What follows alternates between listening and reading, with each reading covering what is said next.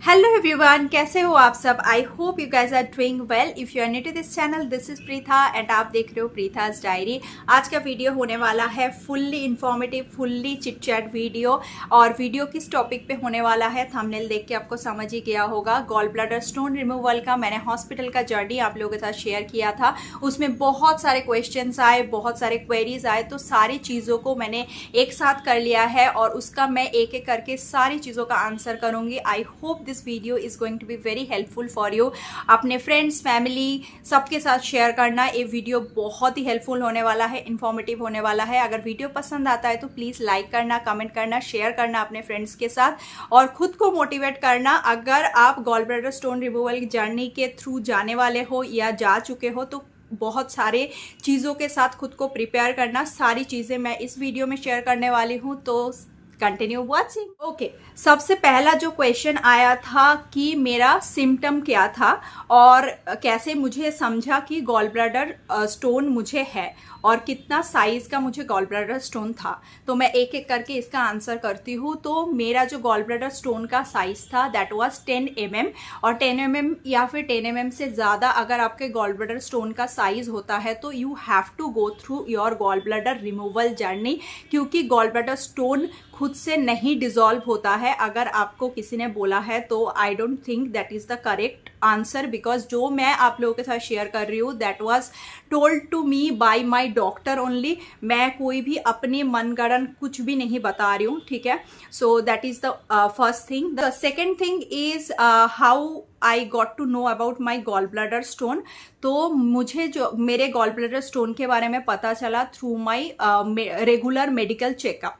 Okay, मेरे office का medical checkup होता है हर साल का, तो उसको मैं हर साल ही कराती हूँ। तो इस साल मैंने एक्चुअली जो पैकेज लिया था उसमें यूएसजी वगैरह इंक्लूडेड था एंड उस यूएसजी में मुझे पता चला मेरे गॉल ब्लैडर जो है, गॉल ब्लैडर का नेक एरिया जो है उसमें एक स्टोन है and that stone is already 10 mm which is bigger.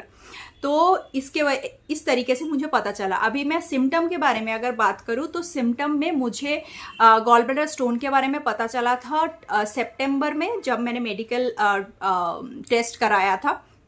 बाकी मुझे सिम्टम में जुलाई के आसपास एक बार मुझे बहुत ज़्यादा पेट दर्द हुआ था। It was too much of stomach pain जो मुझसे बेयर नहीं हो रहा था। मुझे ऑफिस में छुट्टी लेना पड़ा क्योंकि इतना ज़्यादा दर्द हो रहा था कि I was not able to sit, even I was not able to sleep, I was not able to sit down, कुछ भी नहीं कर पा रही थी मैं। सो मैंने अपोलो क्लिनिक है मेरे घर के पास, तो वहाँ पे मैं गई और वहाँ पे डॉक्टर को जब बताया, उस टाइम पे एक्चुअली कैसा सीजन था ना, थोड़ा सा बारिश एंड गर्मी जा रही है, बारिश आ रही है, ऐसा वाला मौसम था। तो उस टाइम पे पेट खराब बहुत ज्यादा हो रहा था, तो डॉक्टर को लगा might be my stomach is upset. तो उन्होंने कुछ दवाई दी एंड उन्होंने बोला if this does not help you then we will go for some test. But 2 दिन के बाद मेरा पेट दर्द चला गया आफ्टर दोज मेडिसिन। उसमें मेरा पेट दर्द चला गया एंड उसके बाद मुझे पेट दर्द नहीं हुआ था। सो मुझे नहीं लगा था कि मुझे गॉल ब्लैडर में स्टोन होगा। ये उस टाइम पे I didn't have this thought in my mind, but when in September I came to know about my gall bladder stone, तो मैं सेम डॉक्टर के पास ही गई थी after the reports have arrived. तो उन्होंने तब बोला कि that was actually the attack for my gall bladder stone, ठीक है। तो इस तरीके से मुझे पता चला था कि गॉल ब्लैडर स्टोन मुझे है एंड मुझे गॉल ब्लैडर स्टोन का जो रिमूवल है बहुत ही इमीडिएटली करना पड़ेगा, because that has come to my gall bladder का neck area which is very dangerous, because that gall bladder neck area is actually connected to the bile duct and अगर आपका stone bile duct में swim करता है then it would be a life threatening situation. So ये था full मुझे कैसे पता चला, मेरे सिम्टम्स क्या थे और क्यों मैंने सर्जरी के लिए सोचा। Okay, so let's move on to the next thing. और गॉल ब्लैडर स्टोन रिमूवल में फुल गॉल ब्लैडर को रिमूव करते हैं या फिर सिर्फ स्टोन को रिमूव करते हैं, ठीक है। ये मुझे बहुत सारे लोगों ने क्वेश्चन पूछा। तो gall bladder stone removal journey में आपका फुल गॉल ब्लैडर को ही निकाल दिया जाता है इस सर्जरी के टाइम पे, ठीक है, क्योंकि it is not possible to remove that particular stone from your gall bladder. इसका अभी तक तो मुझे नहीं पता, मेरे डॉक्टर ने जो बताया मैं वही बता रही हूँ। इसका कोई अलग से प्रोसेस नहीं है, वो लोग फुल गॉल ब्लैडर को ही आपका रिमूव कर देते हैं गॉल ब्लैडर स्टोन रिमूवल के लिए। Okay, the third thing is whether I have gone through the open surgery और लैप्रोस्कोपिक सर्जरी। तो मैं आई have gone through the laparoscopic surgery, open surgery मेरा नहीं हुआ था। लैप्रोस्कोपिक सर्जरी में आपके जो एब्डोमन एरिया है तो वहाँ पे 3 इंसर्शन पॉइंट बनाते हैं और एक इंसर्शन पॉइंट आपका नेवल पॉइंट होता है। उसके थ्रू आपका गैस वगैरह, मतलब जिस टाइम पे सर्जरी होती है उस टाइम पे कुछ वो लोग गैस पुश करते हैं, तो नेवल पॉइंट जो है वहाँ से वो गैस पुश करते हैं और उसके बाद वहाँ पे कैमरा भी पुश करा जाता है। तो आपका नेवल पॉइंट एक बहुत मेजर एरिया होता है और 3 आपका इंसर्शन पॉइंट होता है, तो टोटल 4 आपके स्टोमक एरिया में कट लगेगा। ठीक है, ये हो गए। और ओपन सर्जरी और लैप्रोस्कोपिक सर्जरी, ओपन सर्जरी का मुझे जितना पता है रिकवरी पीरियड है 6 वीक्स आई थिंक, और लैप्रोस्कोपिक सर्जरी का जो रिकवरी पीरियड है आप नेक्स्ट डे, जब जिस दिन आपका सर्जरी हुआ उसके नेक्स्ट डे से ही आप यू कैन वॉक। ठीक है, बट आपके में उतना एनर्जी नहीं होता है कि आप दौड़ भाग कर सको, and you should not do that even. आपको ऐसा लगेगा कि यू कैन मतलब walk fast, but you should not, you should give rest to your body so that your body heal, because आपका एक बॉडी पार्ट जा चुका है। जब आपका सर्जरी होता है ना, आपका एक बॉडी पार्ट जा चुका होता है, तो you have to give time to your body to heal properly before you do anything. So मेरे सर्जरी के बाद मेरे डॉक्टर ने जो मुझे सजेस्ट किया था 3 मंथ्स का, उन्होंने बोला था कि तुम 15 डेज का ऑलमोस्ट रेस्ट रखो, और उसके बाद का जो 2.5 महीना है, 2.5 मंथ्स जो है, उसमें यू कैन डू, मतलब नॉट सो हेवी टास्क जो होती है, मतलब you can not bend down, वो नहीं करना है। You should not sit down to floor, and आपको कोई हैवी चीज़ अपने फ्लोर से नहीं उठाना है। वो सब चीज़ों को अगर ध्यान में रख के आप करोगे, आप बस बेड पे बैठो, अपना काम करो। जैसे मैं ऑफिस का काम करती थी, मुझे ऑफिस का काम करने में स्टार्टिंग में थोड़ी सी मेरी बॉडी जो है बहुत ज़्यादा टायर्ड फील करता था। धीरे धीरे वो चीज़ मुझे ठीक हो गया, मुझे इतना प्रॉब्लम नहीं हुआ। धीरे धीरे मतलब 15 डेज के अंदर ही I have join my office, और ऑफिस का वर्क मैं घर से ही करती थी, I am working from home, तो मुझे कोई प्रॉब्लम नहीं हुआ। I have done my office properly during this 3 months. तो उन्होंने बोला था बॉडी को स्ट्रेस ना हो, ऐसी चीज़ें करना। ठीक है, ये हो गया आपका, आपको क्या करना चाहिए और क्या नहीं करना चाहिए। और ओपन सर्जरी का मुझे आइडिया नहीं है, तो I am not going to give any मतलब any suggestion from my end, because I am not doctor and I am not qualified to give you any kind of suggestion for this. जो मेरे doctor ने मुझे बोला था, I am just giving you those things. Okay, so the next thing ki from where I have done my surgery and who was the doctor. So I have done my surgery from Apollo Hospital, Kolkata, which is in Salt Lake, and the second thing is my doctor is Dr. Sudeep Roy. Okay, he is a general surgeon. He is very good. If you are planning for the surgery, gallbladder surgery, and if you are in Kolkata, you can surely consult Dr. Sudeep Roy. He is a very well known and very good doctor, and I am really thankful to him कि मैं आज इस तरीके से आप लोगों से बात कर पा रही हूँ, and मैं इस तरीके से मतलब अपने नॉर्मल लाइफ में I have come back. So thanks to him. Okay, so the next thing जो आप लोगों ने मुझे पूछा था कि how much, what was the cost. So मैं फर्स्ट थिंग आप लोगों को बता देती हूँ, it was covered by my husband's insurance. Okay, but जो अमाउंट था वो मैं आप लोगों को बता देती हूँ।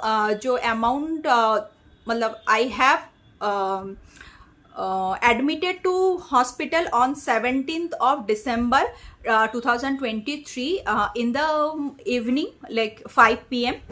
And मेरा स्टार्टिंग में ऐसा प्लान था कि 2 दिन के अंदर हो जाएगा, मतलब 17 to 18, 18 to 19 में मेरा डिस्चार्ज हो जाएगा। तो उसमें जो अमाउंट कोटेड था दैट वाज 87,000। ओके, बट क्योंकि मुझे पेट में बहुत ज़्यादा दर्द था because of the gas and जो सर्जरी के बाद जो पेन होता है उसके वजह से, तो डॉक्टर ने मुझे और एक दिन अपने ऑब्जर्वेशन में रखा था। So I got discharge on 20th December and उसमें जो फुल अमाउंट बना दैट वाज 1,06,000 समथिंग। ओके, उसके that was the total amount. And बहुत लोगों ने क्वेश्चन पूछा था, इसीलिए मैंने इस चीज़ को भी आंसर कर दिया। और ये वीडियो मैंने हिंदी में इसीलिए बनाया क्योंकि बहुत लोग बाहर से, मतलब नॉट फ्रॉम वेस्ट बंगाल, बहुत लोग बाहर से भी क्वेश्चंस पूछ रहे थे, फ्रॉम मुंबई, हैदराबाद, ऐसे बहुत सारी जगह से क्वेश्चन पूछ रहे थे। इसीलिए मैंने हिंदी में बताया so that everybody would understand, because I can understand कि ये कितना इम्पॉर्टेंट एंड क्या चीज़ है actually. I really can relate to that. Okay, जो और एक चीज़ मैं शेयर करना चाहती थी आप लोगों के साथ कि ऑपरेशन के बाद मुझे डाइजेशन में प्रॉब्लम होता है कि नहीं। सो स्टार्टिंग के 15 या 20 दिन तक आई वाज ऑन पैन 40, मतलब हर दिन सुबह मैं पैन 40 खाती थी क्योंकि मुझे गैस का प्रॉब्लम होता था उस टाइम पे, जस्ट आफ्टर माई सर्जरी। तो after 15-20 days I have seen my doctor again, क्योंकि उन्होंने बोला था कि 15 दिन के बाद उनको एक बार दिखाना है। तो उसके बाद ही हैज स्टॉप पैन 40 जो गैस की जो मेडिसिन है। बट उसके बाद भी उन्होंने बोला था if you feel like your stomach is forming gas, तो आप ले सकते हो पैन 40 हेयर एंड देयर, जब भी आपको चाहिए होगा, आपके बॉडी के नीड के हिसाब से you can go for it. तो मुझे उसके बाद आई थिंक 3-4 बार मुझे ऐसा सिचुएशन हुआ कि मुझे समझ में आ रहा था gas is forming in my stomach, तो मैंने पैन 40 लिया था। एंड और ज़्यादा कुछ मेडिसिन मुझे 15 डेज के बाद लगा नहीं। 15 डेज के अंदर जो मुझे मेडिसिन लगी थी दैट वाज पैरासीटामोल का कुछ हायर डोज उन्होंने दिया था बिकॉज आई हैड पेन, मतलब वो भी 15 दिन के लिए नहीं, वो भी 6-7 दिन के लिए ही था, बहुत ज़्यादा दिन के लिए नहीं था। क्योंकि ऑपरेशन के 2-3 दिन या 4 दिन तक थोड़ा सा पेन पेट में लगता है, बस नेवल पॉइंट जो है वो आपका वीकेस्ट पॉइंट होता है, उसको बहुत ध्यान में रखना प्लीज़ प्लीज़। मैं ये चीज़ आपको बता रही हूँ क्योंकि मेरे डॉक्टर ने भी मुझे ये चीज़ बहुत ज़्यादा बताया था कि आपका नेवल पॉइंट जो है that is the weakest part of your body. और आपके इस सर्जरी के बाद जो साइड इफेक्ट में सबसे बड़ी चीज़ होती है ना, वो होता है आपका हार्निया के चांसेस बहुत ज़्यादा बढ़ जाते हैं, क्योंकि आपका बॉडी का, आपका स्टोमक का जो एब्डोमेनल एरिया का जो मसल है ना, वो बहुत ज़्यादा वीक हो जाता है बिकॉज ऑफ द सर्जरी, और उसको हील होने में बहुत ज़्यादा टाइम लगता है।